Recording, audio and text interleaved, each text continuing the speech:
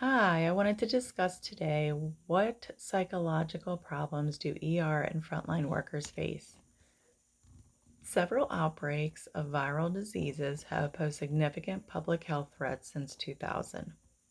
I currently work in the healthcare field and I know many frontline workers, myself being one, and decided to do research on this since I'm living it every day along with many others. It is important to identify those healthcare workers most at risk for psychological distress during an outbreak. Knowing what strategies and treatments are available to support their resilience during and after an outbreak. Today, I will be sharing why emergency medical and frontline workers face triple the risk for significant mental health problems compared to the general population, why working in the ER is stressful, and some of the challenges facing emergency medicine. Emergency medical service and frontline workers face triple the risk for significant mental health problems compared to the general population, with the previous outbreaks including SARS, H1N1, H7N9, MERS, and Ebola, most recently COVID 19. All of these can cause serious strain on the healthcare systems trying to contain and manage them. This includes ER and frontline workers who are exposing themselves to these viruses every day. Psychological distress refers to a state of emotional suffering resulting from being exposed to a stressful event that poses a threat to one's physical or mental health. Inability to cope effectively with the stressor results in a psychological distress that can manifest as a range of adverse mental health and psychiatric outcomes. These include depression, anxiety, acute stress, post traumatic stress, and burnout. Healthcare workers who reported elevated levels of psychological distress during COVID-19 outbreak have also experienced sleep disturbances, poor physical health, and other physical symptoms, including headaches.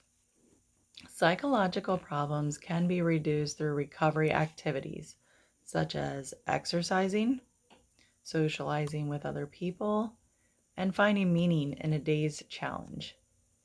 These recovery activities may protect a person's mental health. A study has found that each additional recovery activity in which a worker engaged was associated with a 5% decrease in their depression symptoms severity level that day. Taking time to recharge after a particular demanding shift offers an opportunity to let emotions cool. The stressors of working in the ER can impact mental health of healthcare workers.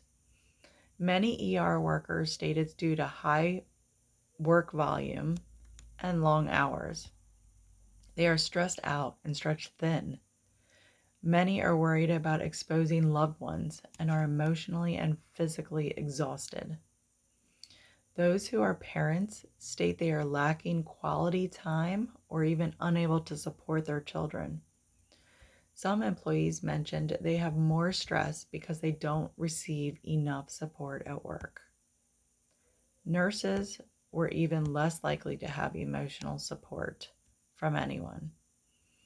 In the fall of 2020, healthcare workers spoke out regarding COVID-19 and how there needed to be better resources to help support their mental health as they continue to provide care. One thing that was suggested is that regular screening of medical personnel involved in treating, diagnosing patients with COVID-19 should be done for evaluating stress, depression, and anxiety. Some of the challenges facing emergency medicine is capacity and staffing. While COVID-19 and other illnesses stretch hospitals thin across the country, patient volumes in emergency rooms have led to long wait times and capacity concerns.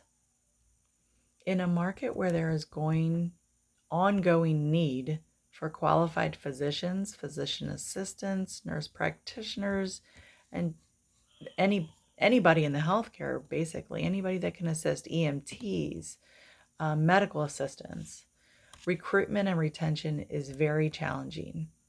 Emergency departments are open 168 hours a week, 365 days a year. Demanding schedules and fast-paced environment make it difficult for staff to even take a 30-minute lunch and unwind. It requires attention to the work-life balance of staff to avoid burnout. Today I shared why emergency medical and frontline workers face triple the risk for significant mental health problems compared to the general population, why working in the ER is stressful, and some of the challenges facing emergency medicine. You can help with the challenges being faced in the ER and the stress from capacity issues by knowing when to use the emergency room based on how serious your injury is or your illness is. The main thing to remember is that if you have a medical issue that you or a family member believes is life-threatening, a limb, body function at risk, go to the emergency room.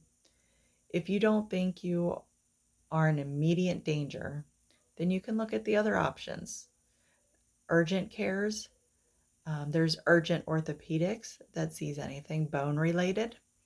Telemedicine visits can be set up where you can talk to your doctor or a doctor over your computer or cell phone. Look at all the other options. Just call your primary care doctor. They can help you decide where to go. Healthy relationships can alleviate the negative impact of stress on mental health. Be sure to thank a frontline healthcare worker when you see them. It really does go a long way. Thank you.